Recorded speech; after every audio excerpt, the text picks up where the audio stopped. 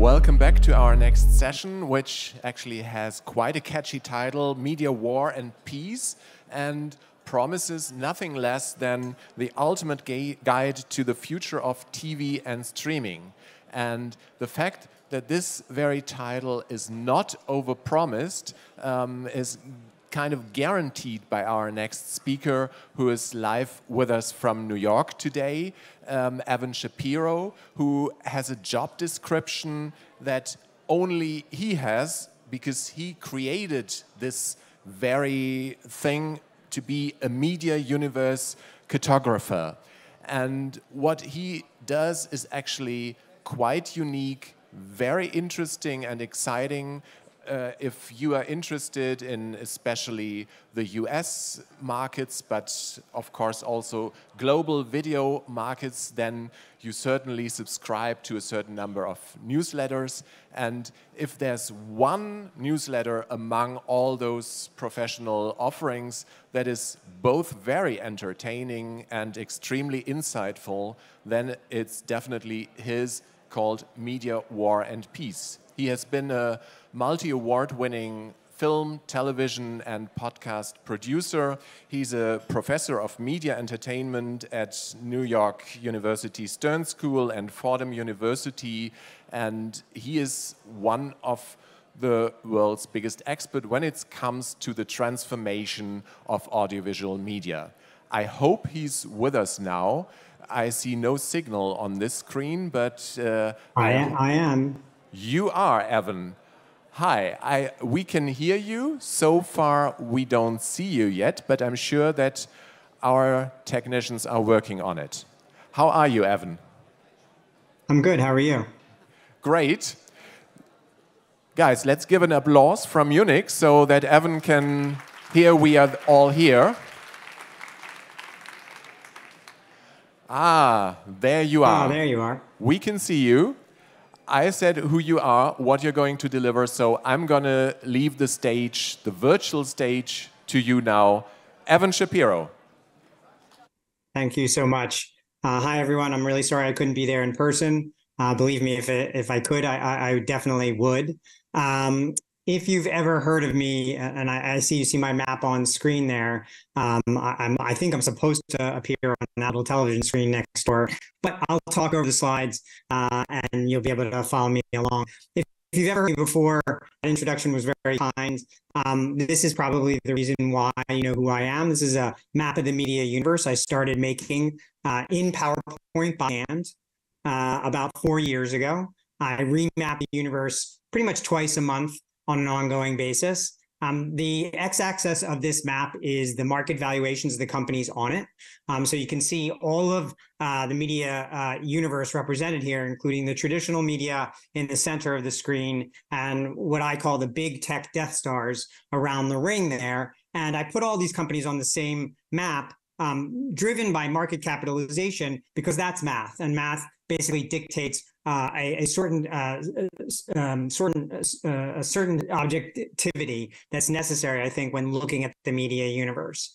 When I first put this media map out there, I meant to represent the big tech Death Stars as disproportionately unfair competitors in this marketplace. They use revenues from things like software and hardware, iPhones and Office 360 to enter media markets and compete unfairly by losing money on their way.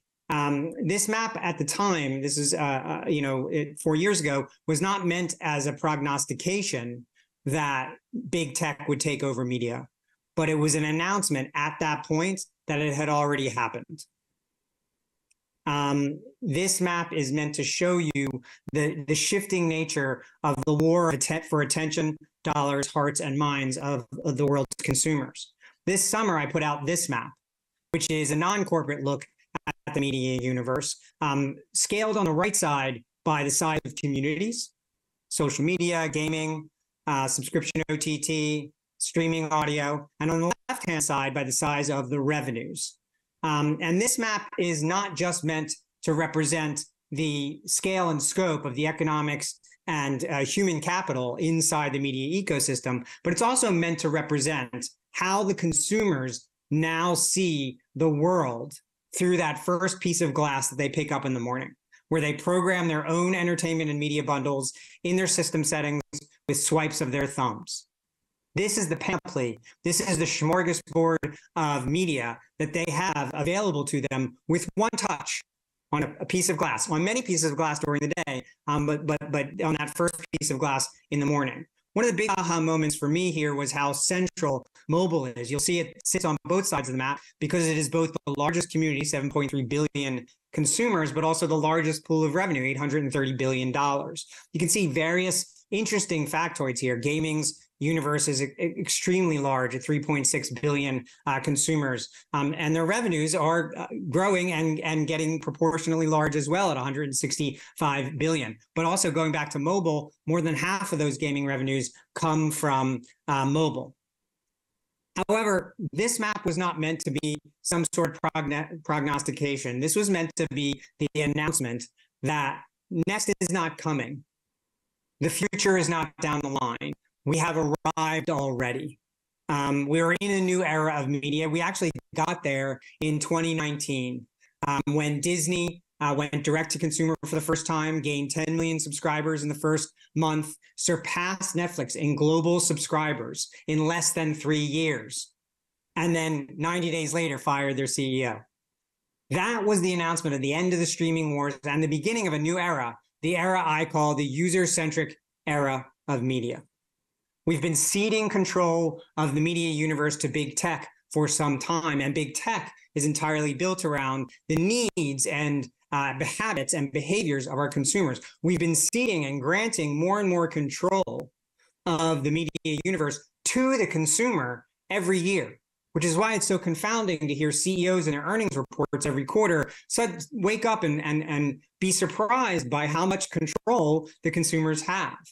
The consumers are at the center of the media universe. Jeff Bezos predicted this in his mission statement for Amazon over 20 years ago, and we have been there for some number of years already. I'm going to talk about how to survive and thrive in the user-centric era, and it starts with understanding who the consumer is and how they think, how they see your business and how they see the media universe. First of all, it's important to understand who they are.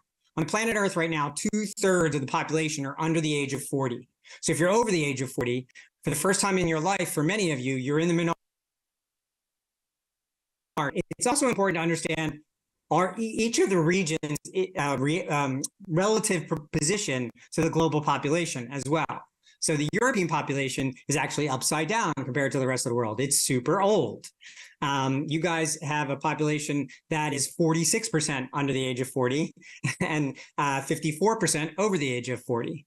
So a little bit out of sync with the rest of the globe. The US is a little older than the rest of the world as well. 52%, majority still under 40, but not as much as the rest of the world. However, the location of the 20 fastest growing economies on the face of the earth are Latin America, Asia, and Africa.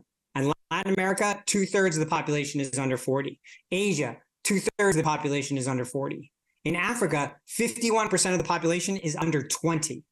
These are the fastest growing economies. This is where a lot of consumer expendable income is going to grow over the next 20 years. And if you're not paying attention to these markets, especially if you're a commercial distributor or a public service media distributor of your content around the rest of the world, then you're missing both opportunity and the chance to expand your marketplace beyond the borders of your own experience.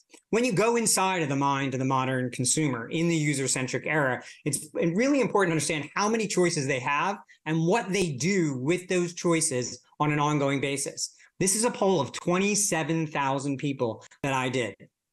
Not 1,000, not 2,000, 27,000. We asked them, what are you going to do with your suite of subscription services over the next year? This is audio, video, gaming, news, sports, the whole mishpucha, as my grandmother would say. And they said there are a bunch of different answers that they gave, but what you can see is only 7% of consumers say they're going to stick with the exact suite of subscription services that they have right now. I'm not great at math, but I believe that means that 93% of consumers are considering changing up their subscription mix every single month.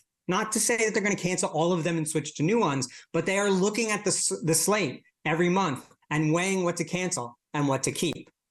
I think there's this misperception that consumers are unwilling to pay. That's not true. Most consumers are willing to pay, or at least half of consumers are willing to pay for the media that matters most to them. And in fact, I think there's this great myth that younger consumers do not want to pay. That is the opposite of the truth. In fact, the younger the consumer is, the more likely they are willing to be to pay for the media that matters most to them. And if you've ever seen weird charges on your credit cards for things like skins in Fortnite, or if you know young people in their 20s who subscribe to Spotify, then that is the proof in the pudding. Younger they are, we've trained the three youngest, most tech-forward, most diverse generations in the history of mankind to pay for the media that matters most to them. But that doesn't mean that they always want to pay. They also want to find free alternatives as well. I'll get into that a little bit later. When they do want to pay for content, and this is 500,000 surveys around the planet Earth and all these different territories, including Germany, of consumers between 17 and 26. And when they said they are willing to pay for something, these are the reasons they give in order: relevancy of the content, the number of exclusive originals, the refresh rate of the library and the platform, the library size. Cost doesn't come into it until 5th place. This isn't a United States audience. This is a global audience being asked this. And you can see that whether or not there are ads involved in the content really has very little to do whether or not the consumer, or it comes in 5th, 6th place, way behind the relevancy of the content, the amount of the content, the amount of the exclusives. In fact, ease of use is more important than limited ads. Foreign content is almost important as the ad load, and nearing the important of the cost. Shareable is really important as well. So content remains king, and it will probably always remain king in the user-centric era. In fact, I think it's more important now than it's ever been. Discoverability is a part of that, hence the ease of use. When you ask consumers how many different services they use on a regular basis, under 34, they say 16. Over 35, they say 11. What's interesting here is that in both cases, less than half of the media services, and this is, by the way, free and paid services. So less than half of the services that consumers use, they consider must-have, things that they will always keep no matter what. Less than half.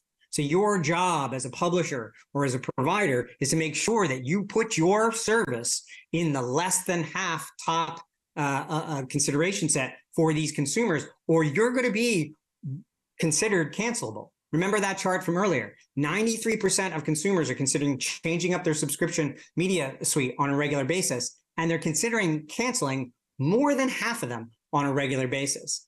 When you ask them what must-have media is to them, what are your top 5 must-have media platforms? Generically speaking, social media wins every single time, both for people over and under 35. Premium streaming SVOD, premium streaming video on demand, like the Netflixes of the world, and your services there in Europe are considered number 2. Very high, almost as high as social media for young folks, and pretty high for people over the age of 35.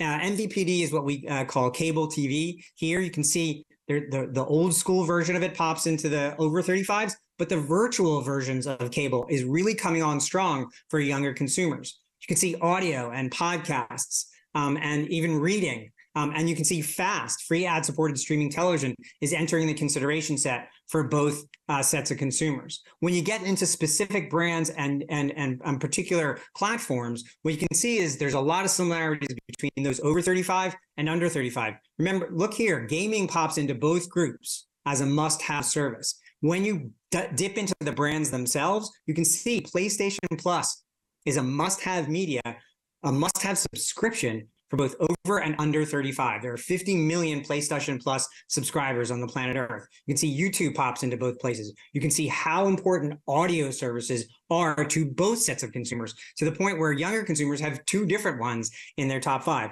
Yes, Netflix pops into the top 5 for both, but it comes in 5th place, and it's the only premium streaming service that pops into the top 5. This is the Maslow's hierarchy of feeds that consumers look to satisfy on a regular basis. This is the pyramid of feeds that they play with when they pick up that glass first thing in the morning. And if you're going to survive and thrive in the user-centric era of media, you're going to have to think about how you play in all these areas. Reading, podcast, free and paid video, audio, and social media. You don't have to be the dominant force in each one of these, but if you're a media property and you don't have a presence in this continuum, each level of this continuum, there are plenty of companies who will do that and take your share of hearts, minds, and attention away from you. I'll get back to this a little bit further. Let's dive into television and into video usage around the world. So you can see in the United States that television still is 56%. So this is old school cable and broadcast television. It's still a rather large and healthy portion of the video diet in television diet in the United States. But you can see streaming is coming on strong, 38, 40%. Probably right now, this data is from second quarter, but there are other surveys that'll show that streaming is now about 40% of the overall continuum. When you look at Europe, remember that demographic chart I showed you early. Europe is old, and you have this really great legacy of free public service media across the continent. And so television, especially free television, still is a dominant force there, and streaming much less so. 30% of consumers in Europe say they don't ever stream. It's just not necessarily as important to them because they have so many other sources of entertainment on television. When you dig into Germany, it's kind of a little more pronounced in both directions. You know, fewer people do not stream, but more people use free television and cable television than even the rest of Europe. However, your streaming habits are a bit more advanced than most of the rest of Europe there. And that's because your services there, local and the services from America, are pretty healthy. So there's a great suite of choices for the consumer to use. When you dig into the individual brands, it's really crucial that you look at a couple of different things. First of all, in the United States, you can see how dominant Netflix is. You can also see how important YouTube is to the streaming. So this is connected television streaming in the United States. You can also see how the rest of the paid and free services are beginning to find their place in the pecking order in the streaming diet in the United States. You can see Disney and Hulu, both owned by Disney, sitting right next to each other, which is exactly why Bob Iger was never going to sell Hulu. You can see Amazon Prime and just how important that is. You know, it's not as big as Netflix, but it's approaching the same type of shape and scale. And then you can see the other players. It's interesting to see there's a bunch of paid players all grouped together, but then there's a bunch of free players that come in right behind that, Pluto and Freevee and Tubi. But when you look at this chart, don't only look at individual channels. Look at the ownership of the channels themselves. Add up all the YouTubes on this chart. YouTube Premium, YouTube TV, YouTube Kids. Add up Disney and Hulu together. Add up Paramount and Pluto together because they are owned by the same people. Add up Amazon Prime and Freevee and Twitch. And this is what you get. You get the conglomerated view of streaming, the corporate level dominance across several different platforms. And what you can see is Netflix remains in the same place, 69%, because they're massive and they're really, really important to the streaming diet. But YouTube, because they have so many different services and so many different ways consumers in each home can use them, they pop up to number one. Almost 100% of homes using some form of YouTube on a regular basis. You can see how much Hulu helps Disney get into that top three. You can see what Amazon does with all of its services. And you can see why Netflix, while very dominant by itself as a channel, does have a competitive disadvantage against the conglomerated corporations who own many different services combined. When you look at Europe, it's the same thing. Well, actually, even more pronounced for YouTube. YouTube is by far and away the biggest channel on YouTube in Europe. By the way, YouTube is the biggest television channel on the planet Earth right now. Not just the biggest video channel, which it's been for some time, but the biggest television channel. It's the 10% of all connected television use in the United States is YouTube. And this habit, this move from the phone to the connected television for YouTube is something that's going to accelerate around the planet on an ongoing basis. You can see how dominant Netflix is. You can see how well Disney does without Hulu in Europe, and you can see Amazon and its services. When you conglomerate these streams, though, you can see that more than one person in every home in Europe uses some form of YouTube on a regular basis. You can see how much Amazon can compete with Netflix around the rest of the world. When you go to Germany, the same thing begins to happen. Netflix, very, very important, pretty dominant in your territory in Germany. YouTube, very important, and Prime, right on their heels. And then you can see Disney keeps that same place at about a quarter of the population usage. The public service media come in behind it, the local players in behind it. But look at how far behind those streaming services are, the American multinational services. Then when you conglomerate it, YouTube becomes a dominant force. Amazon pops into second place. And by comparison, the locals really have some catching up to do if you want to compete in streaming on a regular basis. If this was a television broadcast or cable poll, this would be a completely different list in a completely different order. However, here's the thing. Even though you're doing less streaming and more television watching than we are here in the United States, you're also about 5 to 10 years behind us because your demographics are a little bit upside down from the rest of the world. These habits are coming your way. These behaviors are charging towards Europe in a stampede. And this set of inputs here, if you want to be relevant on a moving forward basis, the migration and transformation from the broadcast and from the terrestrial cable business to streaming must accelerate. Or you're going to be at a major competitive disadvantage from not just subscription money, but also advertising dollars as well. So this is premium and free services looked at from a high level. This is a new map of the FAST world that I made. You can see here it charts the revenue on FAST, but it also compares it to the number of different services. It's a little hard to read, so I'm not going to spend too much time on this, but the number of free and paid services each territory use. These countries are sized by population, by the way. And then it demonstrates what percentage of each population uses YouTube. I'm going to dig into this a little bit deeper. But crucially, I want to show you FAST is growing really incredibly fast in Germany. It's still very nascent compared to the United States, but it is growing at a very big clip. And Pluto and Freevee and Samsung look at Germany as probably one of the hottest, if not the hottest and most important market in fast growth for the next 2 or 3 years. And so I want to show you the global look at fast usage and what it says about what you should be doing in fast and how you should be approaching fast. So much of fast right now are movies, and early in its stage are movies and old TV shows and single title channels and things like that. But there's a shift happening, a major shift happening in the fast ecosystem. I'm going to do one thing really quickly. Closing that shade so the sun is out of my face. And what's interesting is as this shift happening, it's happening because of the behaviors of the best fast users, the consumers who are watching fast every single day or repeated times every single week. What you can see here is that news only takes up 18% of channels in fast worldwide. But news represents 54% of viewership in fast and 48% of ad impressions served.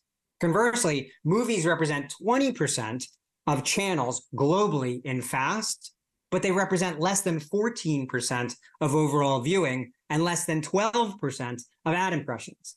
Entertainment, these single title rerun channels, represent 11% of channels globally, but less than 7% of ad impressions and just about 6% of overall usage.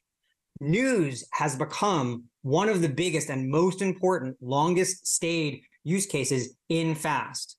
To me, for you in Europe, especially with the public service broadcasters, but also your great habit of having good actual news on television, unlike here in the United States, which all the news on television really is terrible, you have a major opportunity to lean into where fast is going, not where it's been.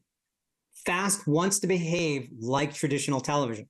It's an ad-supported product, but right now, because it's so fragmented and has so many channels, hundreds of thousands of channels, the viewership is wide but very, very thin, except on channels that have regular recurring utility programming that refreshes on a constant basis. News. So I would pay attention to that, and I would spend some time thinking about what your fast strategy wants to be, but not too much time. And here's why. Revenues in the United States for FAST are projected to grow from $3.6 billion in 2022 to $11 billion in 2028. That seems like a lot of money, and it is a lot of money. $11 billion is a lot of money. But relative to the whole, when you look around the rest of the world, you can see in Germany in particular, growth is going to be astronomical in FAST, going from $53 billion $53 million in 2022 to $190 million in 2028. But think about that relative to the whole. If your television viewing and usage is going down at a very fast clip, and your cable usage is going down at a very fast clip, which it's going to do over the next decade, the cord cutting and the migration away from traditional television as Generation Y and Generation Z become more important to the viewing economy, the deceleration of viewing on traditional television sources is going to accelerate. They want to be on streaming. They want to be on connected televisions. FAST is going to be a portion of this. But relative to the whole, $190 million is just not that much money. And in fact, when you add up all of the money that's going to be in FAST, even by 2028, what you can see globally is it's $14-15 billion in 2028. Next year, YouTube by itself will do $34 billion. So FAST is important. It's good. It's a great opportunity. You should be investing in it. You should be looking into it. But if you're hoping that it's going to replace everything that's come before it and the revenues you're losing in other areas, it will not. It is one component of many that you should be considering, including YouTube. That gets to a larger point, which is the world is experiencing a major bifurcation of viewing experiences. There are exceptions to this, but they are few. Vertical social video is moving towards a short form, out of home, less than hour stay, wasting my time, marketing audience extension experience. Connected television in the home is now the dominant majority, by far the majority of video usage in the home. This is not just for television. This is also for YouTube, who is migrating their entire business away from the vertical and exclusively mobile and towards the horizontal 16:9 premium connected television experience. That's why they spent $12 or $13 billion on the NFL Sunday Ticket. That's why they're leaning so hard into Google TV and YouTube TV. The exception to this will be TikTok. TikTok is a premium experience. It's a 90-minute length of stay. It's a feature film with stitched together for you with many different scenes. So it is a vertical experience. It is a premium experience, but it is the exception, not the rule. Short form content for the most of the platforms is going to become less and less of a good business. And most of these companies are going to be focusing on the connected television and the premium high CPM experience, including and most especially YouTube, which is why when you think about the connected television business that you're building, you have to have a unified connected television strategy in the user-centric era. This is how the consumer sees their screen. And by the way, you should add gaming into this as well. It's not just cable or pay TV. It's not just SVOD, although I call it SVAD now because all the SVODs now have ads. It's not just AVOD. It's not just YouTube. It's not just FAST. It's all of these things. If you're a publisher in a modern user-centric era and you don't have a YouTube strategy, you're going to leave hearts, minds, and money on the table. And your relevancy will diminish year on year, every year on a moving forward basis as millennials take over the planet Earth and Gen Z come right in behind them. But don't abandon your cable business because especially in Europe, it's going to remain a pretty vibrant business, not just as cable declines, but as it migrates from in the ground cable to virtual cable. Here, virtual cable, YouTube TV, Hulu Live, Spectrum Reach. These are the fastest growing viewing segments in the video economy. So you need to have a complete unified strategy for the connected television set. And if you don't, you will be losing out to those who will. In premium streaming, in SVOD, there is a major issue. And this is why a diversified plan is a good one. Churn is now the existential threat to the premium streaming business. Disney went to direct to consumer. All the other big major old school media companies in the United States followed them down the rabbit hole, and none of them really understood what going from wholesale cable to direct to consumer meant. Churn is a massive problem in premium SVOD. It's grown 28% year on year, and 6% churn may not seem like a lot, but that means on a monthly basis, 6%. Over 4 months, you lose a quarter of your user base. Over 16 months, you have to replenish the entire user base over and over again. Antenna just came out with a survey this week. Not a survey. This is actual user data. This is actual transactional data. Millions of banking apps around the planet Earth. And what they've shown is 33% of all new subscribers to premium streaming services are now what they call serial churners. I can see you. So raise your hand if you've ever signed up for a service, binged something, and then canceled before they could bill you another time.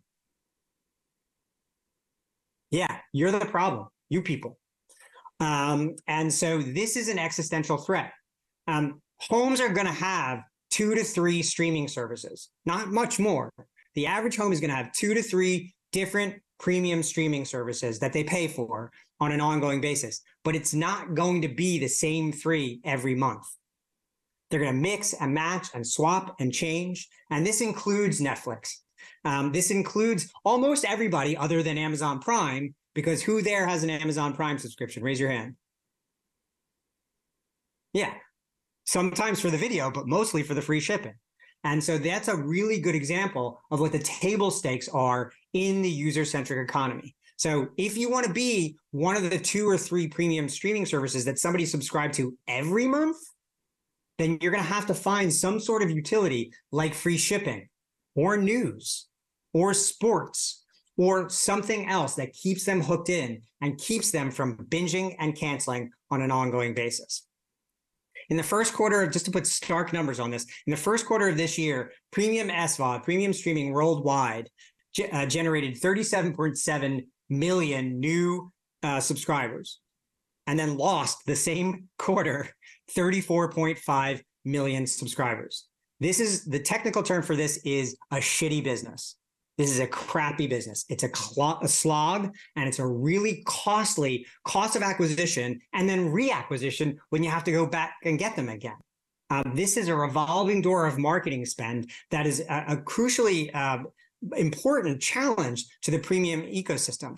It's also really important to understand that when a subscriber cancels, not only are you losing subscription revenue, but as you add advertising to these premium streaming services, you're also losing advertising revenue. You can't advertise to a consumer who just canceled their service. And so as Netflix adds ads to their service, and it's really not working for them, but as all of the premium services add advertising to their service, churn is a threat not just to subscription, but also to advertising.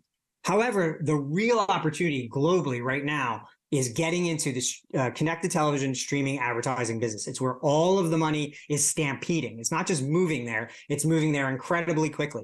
Not just because that's where consumers are going, but that's also the main reason, but also because it's a much better advertising environment than traditional television has ever been.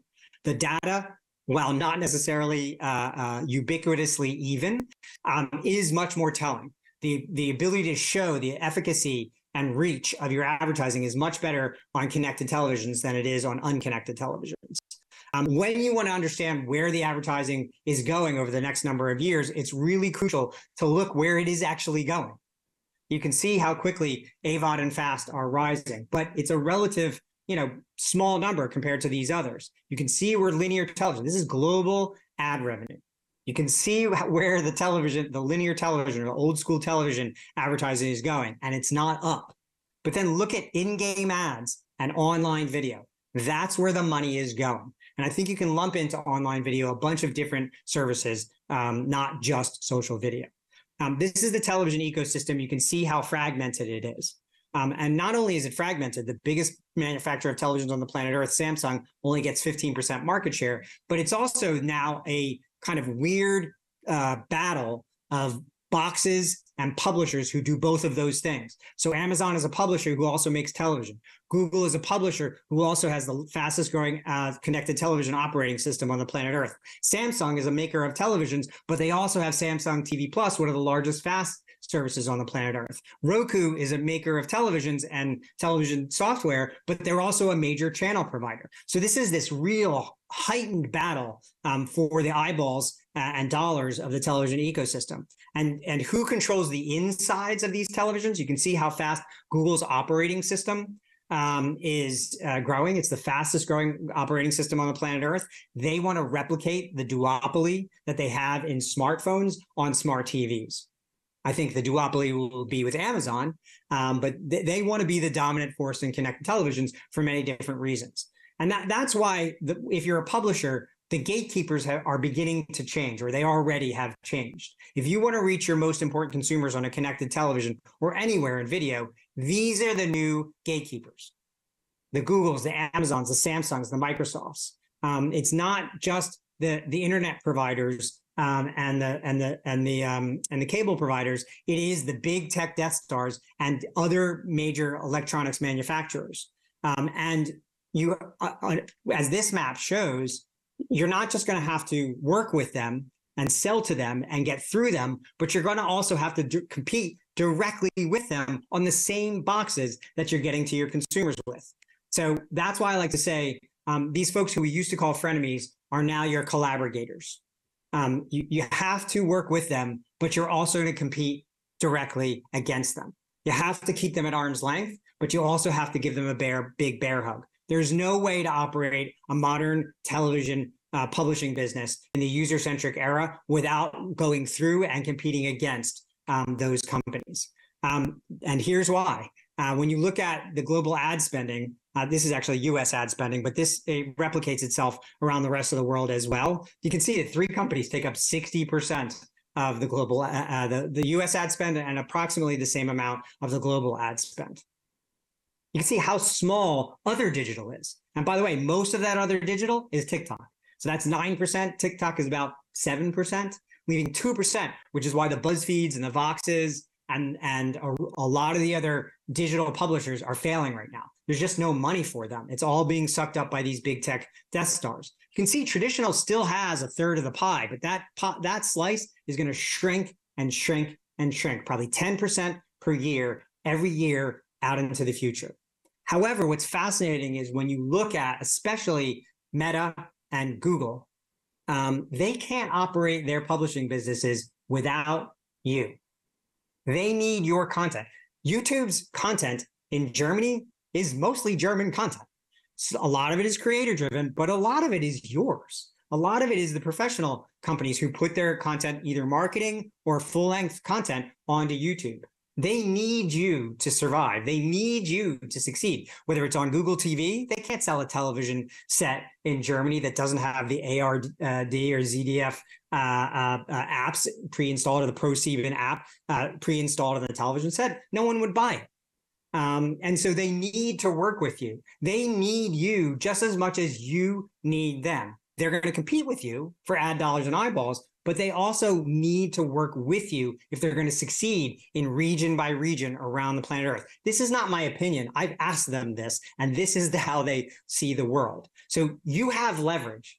And I think sometimes it's easy to say, well, we're so small and we're just in Germany and we're never going to be able to negotiate with these big tech Death Stars. Not true.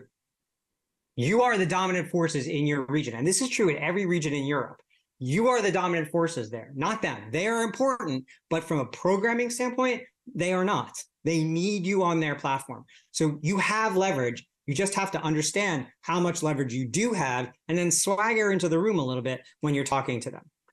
It's crucially important to understand a major other shift in the video economy, and that is consumers now see creator-led content as equivalent in quality to professionally produced content. More important to the business end of things, advertisers, 63%, 2/3 of advertisers now see creator-led content as equally effective and important and high quality as creator-led content. They move money back and forth between the professional content and the creator-led content very easily. And they're willing to do it because often the creator-led content is more effective than the professional content because of the environment that it lives in. YouTube, Meta, Instagram, Snap. But also because the stars are bigger with certain audiences, especially those under the age of 35. So if you don't have a social video strategy of some sort or fashion, you're going to be losing money on a regular basis. YouTube is, as I said, the largest channel on the planet Earth. Half of their users now use, more than half of their users now use YouTube on the connected television on a regular basis. Half of their usage in the United States, and growing to more than half around the world, is on the connected television. They are reorienting their business away from the phone and towards the connected television. They're not going to abandon shorts and they're not going to abandon mobile, but they're going to see that as secondary to the business they're going to do here. This is their primary goal for the next decade ahead. And what's crucial is that they are really good at selling ads because their ads are effective, trackable, and they can show results. This is a quote from an American called John Wanamaker, founder of Wanamakers. He said this: half of the money I spent on advertising is wasted. The trouble is I don't know which half. He said this in 1927. And we still quote it in the United States advertising business every single year. Media buyers are fed up with this. They're tired of not knowing which half of their money is being wasted. And in this upfront in the United States, more than half of advertisers and brands, agencies and brands, said that return on media investment, return on ad spend, is now the number one criteria for how they spend their money with their advertising partners. This percentage of people who say this in the brand and agency community is going to increase every single year forever. Performance marketing, showing tangible business results, return on money spent, are going to be the metrics by which most media buyers shift most of their money most of the time. Doesn't mean that you have to live at the bottom of the funnel, but it does mean that even in a brand campaign, you're going to have to show efficacy. You're going to have to demonstrate return on investment. You're going to have to show business outcomes because action is the new CPM. It's not about the cheapest set of 1,000 eyeballs. It's about I'll spend as much on 1,000 eyeballs if I can get the most effective sales at the end of the process. I want to know what the cost per acquisition is. I want to know what the cost per action is. I want to know what the cost per install is. The return on investment is now the table stakes for the advertising economy. And one of the reasons I know this is because, yes, connected television has been really hot, the fastest growing segment of the video economy for the last number of years, and will be again next year. But the fastest growing segment of all advertising is retail media. Money spent on platforms where I know I'm going to advertise and I have the opportunity with one click to sell a product. Amazon did $38 billion in ad sales last year. $38 billion, all of it retail media. They've just gotten into the television advertising business. So it's a pretty nascent business. They'll do close to $40 billion in advertising this year, almost all of that in retail media. Put that aside for a second. Walmart did $2.2 billion in ad sales last year. Instacart will do $1 billion in ad sales in 2023. Retail media, the ability to show an ad and then immediately be able to transact on it, this is going to be increasingly important in the media economy. Does that mean you have to turn your television channel into a shopping site? No, but understanding how you can use a connected television and a phone, both connected to the same ISP. More than 1/3 of consumers under the age of 40 say they are on their phone shopping while they're watching television. Problem is they're shopping on sites that have nothing to do with what they're watching. Why not connect those two things? The consumer is doing this behavior already. You need to figure out ways to lean into it that allow your advertisers to understand that when they spend money with you, there's an outcome that they can at least try to expect on the other side. One last thing in advertising before we go. This is not on this chart, but 63% of people on the planet Earth between the ages of 25 and 54, 63% say they game in some form or fashion every day. 63%. In Germany, of the people who game, 73% of them are mobile gamers. 73% of people who game in Germany are mobile gamers. Most of those are women. This is not a young dude in a basement somewhere playing Fortnite. This is people playing Candy Crush and Wordle and other games on their what they call casual games on their mobile phone. And when you look at where the revenue goes here, you can see, yes, gaming is a nice business, but most of the growth on the planet Earth in gaming comes from mobile, and most of the revenue in mobile gaming comes from advertising. So if you want to have a vibrant advertising business that surrounds your users and your advertisers with opportunities to create matches between ads and eyeballs, mobile gaming is a massive. And if you think you can't be a gaming company because you're a television company, I say no, I disagree with you.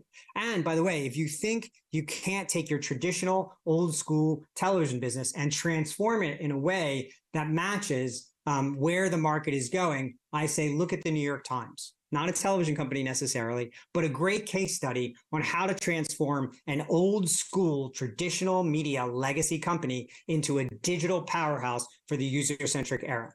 The nickname of the New York Times is literally the old gray lady. In 2010, they were basically all but dead. They were a print and paper business, and they were going south fast. Most people, including myself, didn't think that they could turn it around. Then they hired an outsider from outside the media ecosystem in the United States, Mark Thompson from the BBC, who had never run a commercial entity in his entire life, never had to sell an ad, never had to sell a subscription, got all his money from the government, or at least from the taxes on the people through the government. And so it was an out-of-the-box hire. And all he did was change everything. He reoriented the spending and the emphasis from the print newsroom to the digital newsroom. He reoriented subscriptions from print and home delivery in trucks to digital. He reoriented the business from an advertising business into much more of a subscription business. He changed the entire org structure and reoriented the hiring and hired a bunch of 20-something and 30-something engineers and product managers and empowered them to make decisions on their own without having to run everything up the food chain. And all that happened was he transformed the entire company. They have one of the best machine learning, AI-driven black box subscription mechanisms on the planet Earth. It's almost impossible to desubscribe from the New York Times. They slice and dice their subscriptions in so many different ways, and they make so many different offers in real time when you try to cancel. It's almost impossible to quit them. They're a top podcaster on the planet Earth, not just by volume, but look at how much better they are at it. So iHeart is the #1 podcast platform in America, but they have 809 podcasts with an average audience of 40,000 people. 809 podcasts. My gosh, I couldn't sleep at night. New York Times has a very vibrant business, not as big, but 12 podcasts with an average listenership of 900,000 listeners. They changed podcast with The Daily, a 20-minute daily news podcast, which everyone told them was nuts. Podcasts are an hour and 20 minutes long. It's two guys into a mic talking. It's only once a week. It's not every day. All they did was change podcasting itself with this one podcast. They have a great food subscription. They have a great television business where they sell premium content to SVODs and other platforms. They have a great gaming business, probably one of the best mobile gaming businesses in the world, Wordle, but a whole gaming app of history quizzes and news quizzes that are community-based, where people play against each other. It's one of their most vibrant and successful products. So if you say you can't get into mobile gaming, look at the New York Times, a newspaper business that is now a dominant force in mobile gaming. They basically disbanded their sports department and bought a streaming sports department called The Athletic. And when you look at the results, they are really, really impressive. Revenues up, subscriptions up, readership up, usage on their website up. And when you listen to their CEO, she describes their business as a bundle of news and lifestyle products, a bundle, a suite of lifestyle products. This is what a modern media flywheel looks like if you transform a traditional business into a new digital business for the user-centric era. And it's important to note, they don't have 200 million subscribers. They don't have 150 million subscribers. They have 10 million subscribers, 10 million very valuable, high average revenue per user subscribers that look at the New York Times in some form or fashion as a cult that they cannot quit. This is a great case study when you're thinking about how to transform your traditional business for what you need in the user-centric era. This is the new table stakes. This is the new battleground, the bundle wars. Do you have to be dominant in all these areas to compete? No.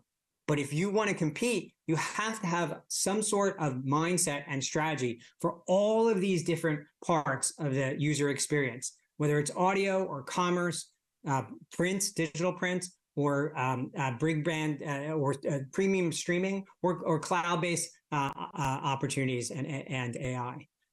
This is the suite of services that consumers think about subscribing to and canceling through that first piece of glass on a regular basis. This is the consideration set that you need to force yourself into if you're going to remain relevant to the users in the user-centric era.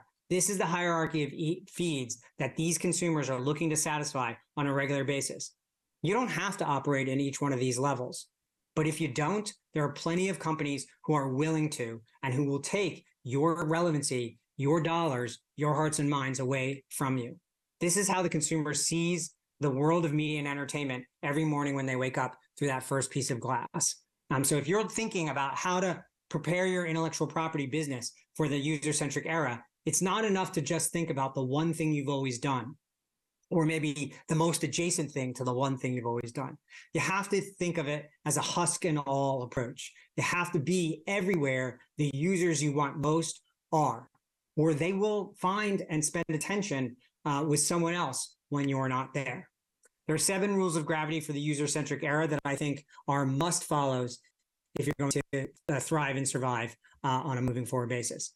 Video, audio, social, and gaming are not silos. They are a package. The consumer sees them as a bundle of services that they intertwine themselves on a regular basis. Subscription and advertising are not oppositional, nor are they the beginning and end of the entire IP-based revenue model.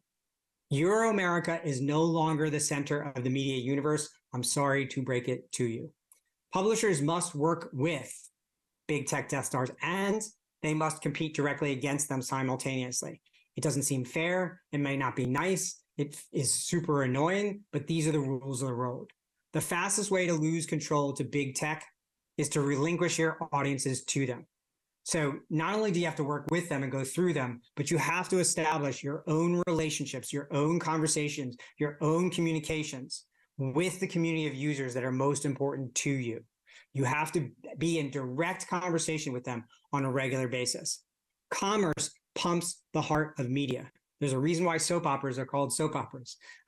If you think your business is above the bottom of the funnel, then you're going to be losing money and relevancy to the platforms that offer the opportunity to advertisers and users to do the things that users and advertisers are already doing, talking to each other and selling and buying products. And last, but perhaps most importantly, the media has too few people at the top of their companies from the communities that media is most supposed to serve most. We make these decisions in these ivory towers with people who come from the same universities and the same training backgrounds over and over. We keep hiring our nieces and nephews, and then we wonder where all the new ideas are coming from. If you're not putting people in the room under the age of 40 or 30 when you're making major decisions, you're going to make mistakes. If you don't have people in the room when you're making major decisions who come from economic strata that may not be able to afford a premium SVOD, then you're going to make mistakes. If you're not representing the entirety of the universe of audiences and users that you're looking to serve in the room when you're making major decisions, then you are going to screw yourself out of your own future. This is not my opinion. There is data to back this up. Companies who are more diverse are more successful.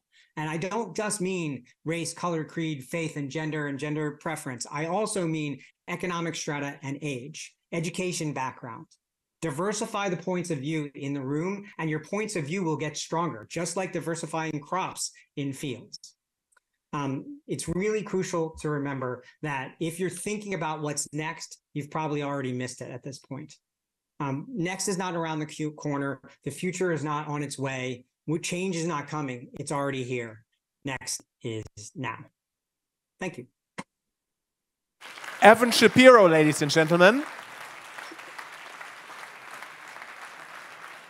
Thank you so much.